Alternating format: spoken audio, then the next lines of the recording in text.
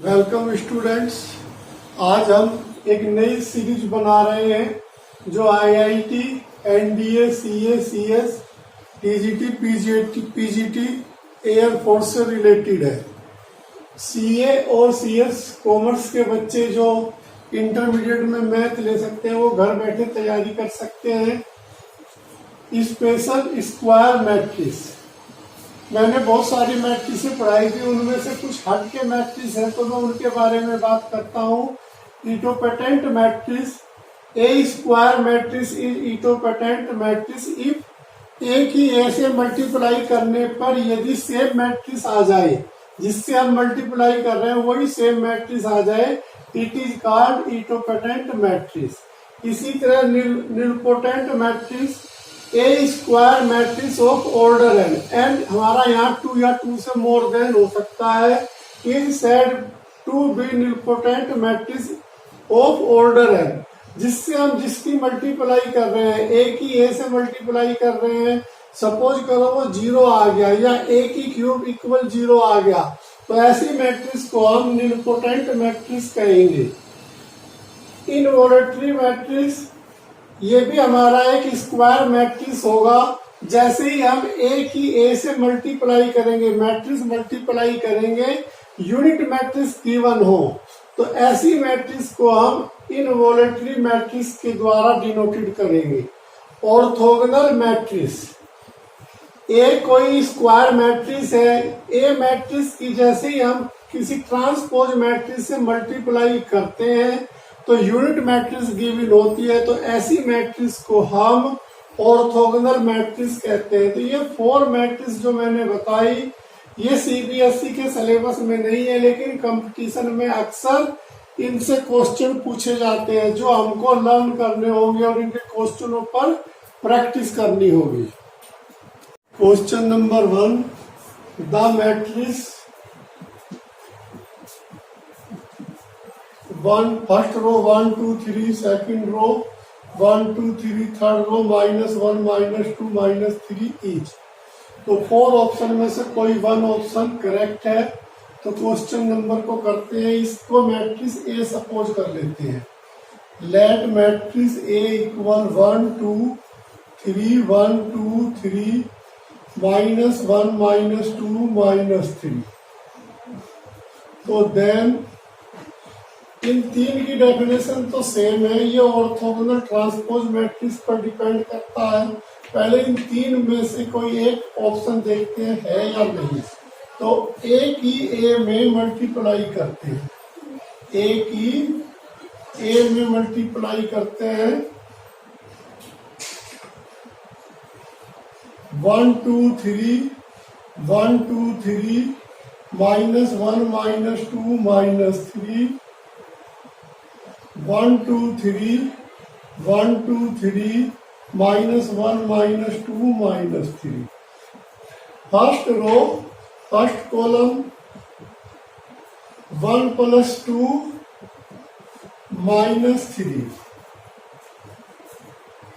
2 + 4 2 + 4 -6 3 + 6 -9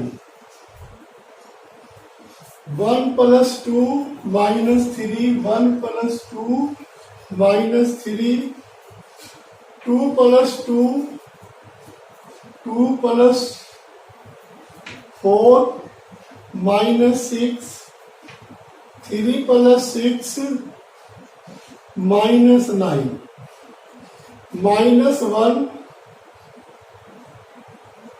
-2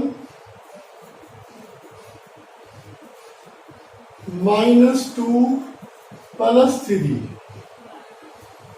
-2 -4 + 6 -3 -6 + 9 equal 0 0 0 0 0 0 0।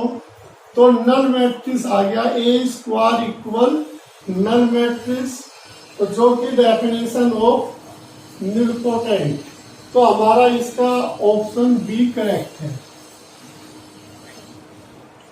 Question number 2, the matrix A, first row 1 0 0, second row 0 1 0, third row 3 4 -1 and A की power n equal I then, तो that is involutory की condition है। अब हमें n की value given करनी है कि कितने बार मल्टीप्लाई करने पर यूनिट मैट्रिक्स गिवन होती है। तो क्वेश्चन के अकॉर्डिंग ए की ए से मल्टीप्लाई करते हैं, 1 0 0 0 1 0 3 4 -1 1 0 0 0 1 0 3 4 -1। First row first column 1 + 0 + 0 1। First row second 0 + 0 + 0। First row third column 0 + 0 + 0। Second row first column 0 + 0 + 0। Second row second column तो 1। Second row third column 0 0 0। Third row 3 यानी 0 + 0 + 0। तो ए स्क्वायर गिवन हो गया यूनिट मैट्रिक्स। तो हेयर n = 2, तो n की value 2 पर हमारी मैट्रिक्स इनवॉलेटरी कंडीशन को एग्जिस्ट करेगी। तो हमारा ऑप्शन ए करेक्ट है। Question number 3, if A = 1/π, first row में sine inverse πx tan inverse x/π, second row में sine inverse x/π cot inverse πx। Same matrix B, बस साइन चेंज है दूसरी मैट्रिक्स बी में। अब इन दोनों मैट्रिक्स को हमें सब्ट्रैक्ट करना है और बताना है कि इन 4 ऑप्शन में से 1 ऑप्शन करेक्ट है। तो सबसे पहले तो सॉल्यूशन गिविंग करते हुए क्वेश्चन के अकॉर्डिंग a - b, जैसे दोनों मैट्रिक्स को मल्टीप्लाई करेंगे तो 1/π कॉमन होगा दोनों में। अब ये माइनस होने के कारण इसके साइन मैट्रिक्स बी के साइन चेंज हो जाएंगे। Sign inverse πx plus minus होने के कारण प्लस कोस इनवर्स πx। इसी तरह tan inverse x/π minus tan inverse x/π। Sine inverse x/π minus sine inverse x/π। Opposite sine होने के कारण माइनस करने पर plus cot inverse πx plus tan inverse πx। अब ये अपोजिट साइन के कारण कैंसिल। फिर ट्रिग्नोमेट्री इनवर्स में हमने पढ़ा था कि sine inverse x plus cos inverse x equal π/2। ऐसे ही tan inverse x plus cot inverse x equal π/2। अब इसकी वैल्यू भी π/2। π/2 0 0 π/2, तो π/2 कॉमन इंटू 1/π, तो यहाँ पर 1 0 0 1, तो पाई से पाई कैंसिल। ये हमारा यूनिट मैट्रिक्स, तो i/2 गिवन हुआ, जो कि डी ऑप्शन हमारा करेक्ट है। तो वेरी इंपॉर्टेंट क्वेश्चन है कंपटीशन के लिए। Question number 4, if a equal first row 2 1, second row -4 -2, then I + 2a + 3a² + 4a³ + 1 2 infinity is equal to, तो 4 ऑप्शन में से 1 ऑप्शन करेक्ट है। ऐसे क्वेश्चनों को सोल्व करने से पहले सबसे पहले ए स्क्वायर की वैल्यू गिवन करते हैं। तो ए स्क्वायर के लिए ए इंटू ए 2 1 -4 -2 2 1 -4 -2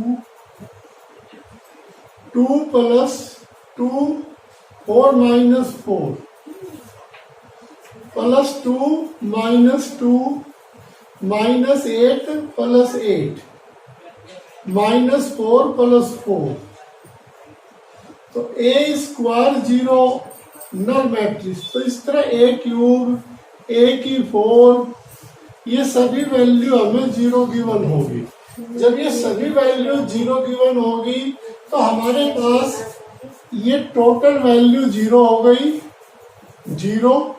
अब हमारे पास क्वेश्चन में i + 2a रिमाइंडर रहा। तो i की वैल्यू हमें पता है 1 0 0 1 और 2a क्या होगा हमारे पास 4 2 -8 -4।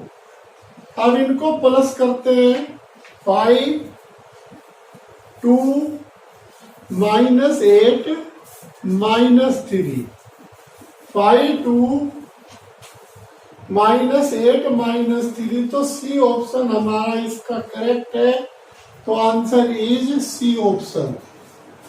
Question number 5, if A is skew symmetrical matrix and B equal i - a complete inverse i + a, तो देन बी इज, तो हमें बताना है कि बी सिमिलर मैट्रिक्स होगा, सिमेट्रिकल होगा, स्क्यू सिमेट्रिकल होगा, ऑर्थोगोनल होगा। अब सबसे पहले क्वेश्चन नंबर 5 का सॉल्यूशन करने के लिए ए हमें स्क्यू सिमेट्रिकल मैट्रिक्स गिवन है। तो स्क्यू सिमेट्रिकल की एक कंडीशन होती है, इसके जो डायगोनल के एलिमेंट होते हैं वो माइनस होते हैं और जो यहाँ एलिमेंट होता है वो साइन चेंज हो जाता है। जैसे ये हमारा स्क्यू सिमेट्रिकल मैट्रिक्स है, इसमें यदि मैं माइनस कॉमन लेता हूं तो 0 2 -2 0।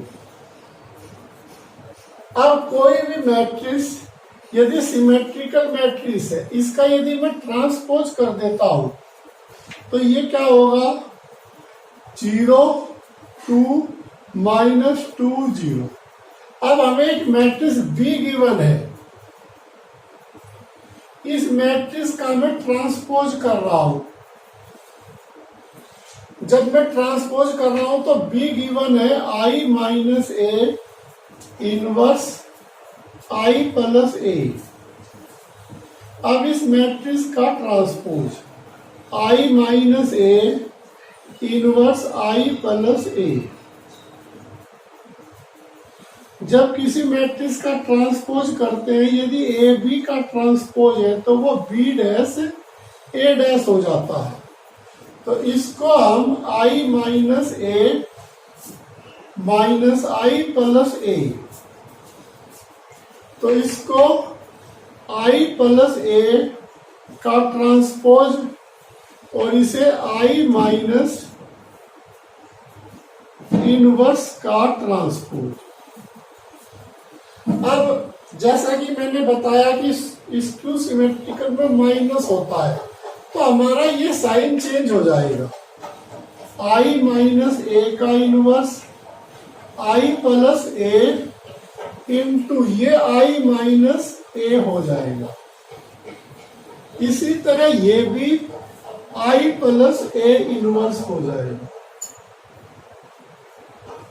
अब इसकी जब इससे मल्टीप्लाई करते हैं तो यूनिट मैट्रिक्स आता है, यूनिट मैट्रिक्स। तो i - a inverse i - a, इसी तरह i + a into i + a inverse.